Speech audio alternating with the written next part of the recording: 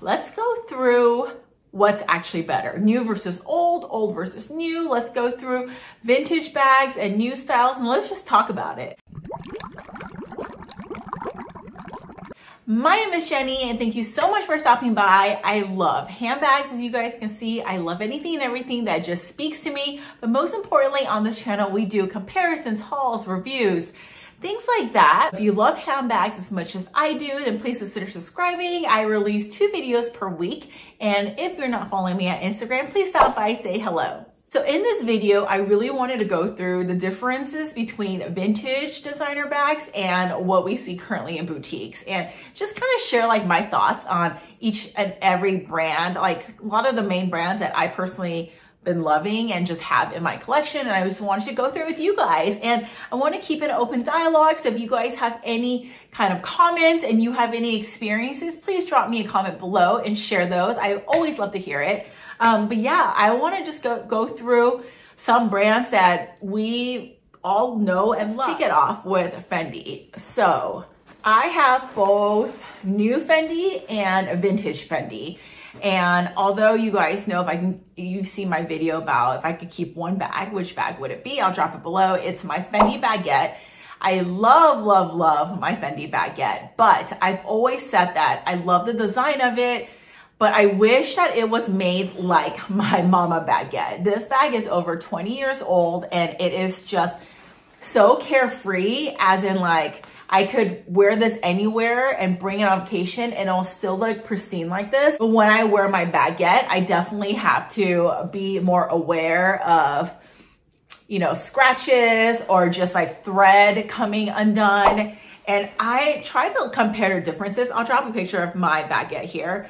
I try to compare difference, and I feel like the difference lies within the way they did their canvas. If you look at this version, right over here, although it is canvas too, none of the threads lift. So I'll show you this way. You see that? I think it's because they put some sort of protector over this canvas so it doesn't lift like my Fendi Baguette.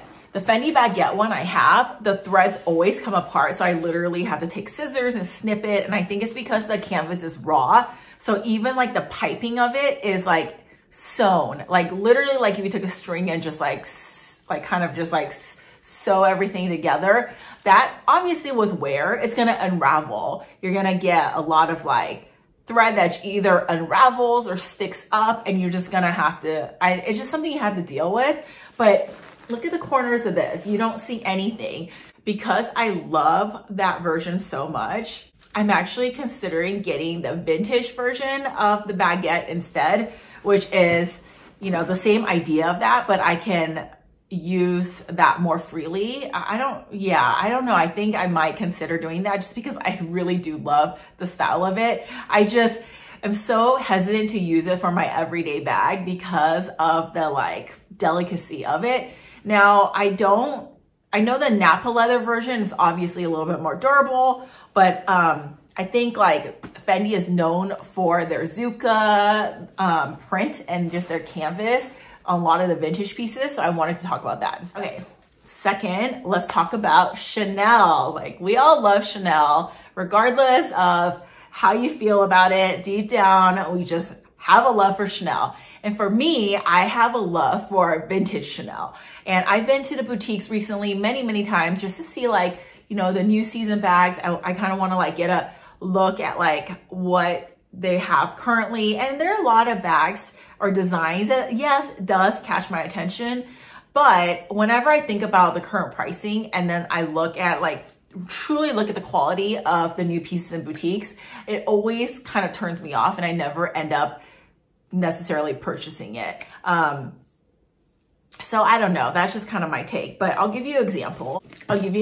You guys know my beloved Chanel Timeless CC and Caviar. Now this one I bought pre-loved and I am just obsessed because again, like I can actually use this Chanel bag every single day and I don't have to baby it. I mean, I don't throw my bags around or anything like that, but yeah, like when you wear it like this, it does like bump into things and sometimes my nails are sharp. It does scratch the leather, but not with this one because it's in Caviar and This is in 24 karat. It doesn't actually, the plating is actually perfect. Whereas I know others that have like the classic Chanel bags, the new versions, and the turn lock with the CC is like the gold is chipping off, and they haven't even had that bag for like a year.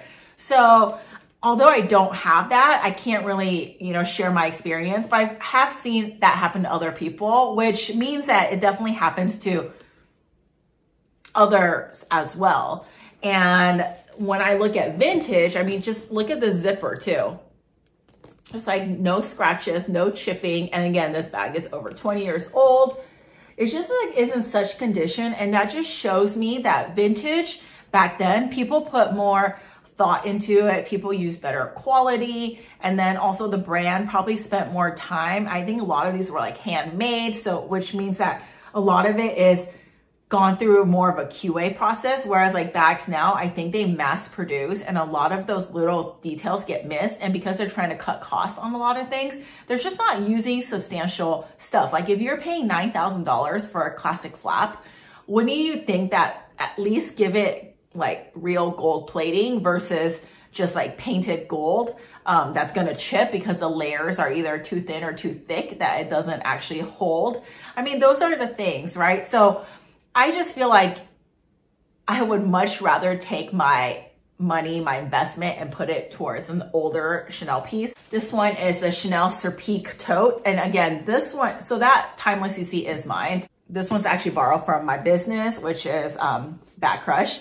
And again, like I mentioned, I think in our last drop that this bag is repainted. So was done professionally at a bag spot. But I mean, like, why does it matter if it looks this good? Like, I just feel like I could throw this bag around and it's not gonna have any issues. It fits so much. And this bag new would probably cost at least, I would say like 3 to 4, at least, being generous.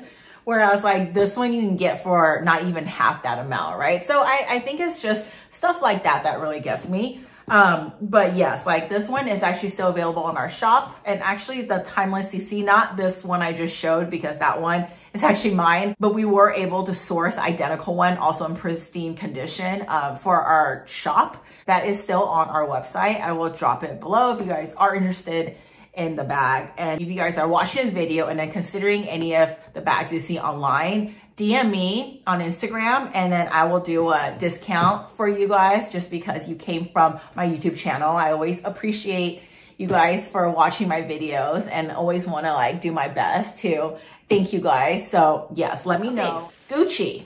Now, I actually feel Gucci, current Gucci and vintage Gucci is not that different. And I feel like Gucci vintage and new Gucci is pretty on par, meaning like I still feel like Gucci has pretty good quality bags.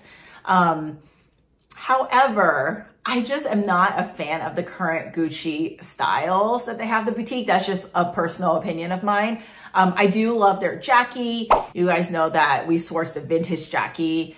I love that one. I just don't love the new prices. You know what I mean? So if you show me like the two, I actually prefer the vintage look more. And I'm paying like not even a quarter of what the amount is. I mean, I would just go vintage. This is one also that is borrowed from Bag Crush. But yeah, this one is the Gucci boat bag in a lilac. But do you see how like good this looks for being a vintage piece? And again, that just shows me that the bags are made so well. And again, if I'm looking side by side, comparing apples to apples, and I'm looking at a vintage piece versus a new piece, and if they are exactly or very similar, why wouldn't I pick the one less expensive? And I think that's the thing. If you're a handbag enthusiast, collector, lover, except like myself, you understand that, you know, it just depends on the piece, depends on what you're looking for. I think there's still some bags that are really awesome to buy in boutiques, but then I just like grew this love for pre-loved, vintage, hard to find pieces. Whereas like before I started my YouTube channel, I didn't really understand. I didn't really feel that same passion. But now that I've been you know, really just collecting bags from all over, new and old, I really come to appreciate vintage pieces so much. Let's talk about Dior as the next one. So you guys know I have my Dior saddle, this one that's new from the boutiques. I think I got it like a couple years ago, maybe not even a couple years. And then my latest one, which is the bag I'm using right now, is my Dior saddle in denim. I would say like I still really love a lot of the new bags at Dior, so I'm not writing it off because I love the new saddles because they always come out with these like amazing colors, like the avocado green really gets me every time. I love the fact that they include the strap now. As before, I had to buy this strap for a lot of money. Now it is a lot less. Now it actually comes with a bag, even though the price of the saddle did go up a little bit. You're still not paying as much, but I will say that I will still buy both. I still love the new Dior's, but their new Dior prices are just so ridiculous.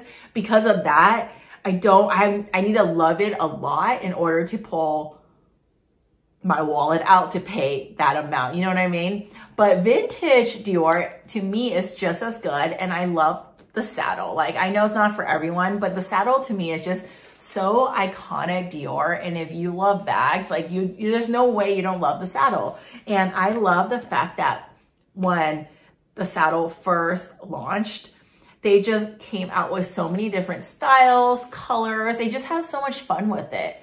And you don't see as much of that right now.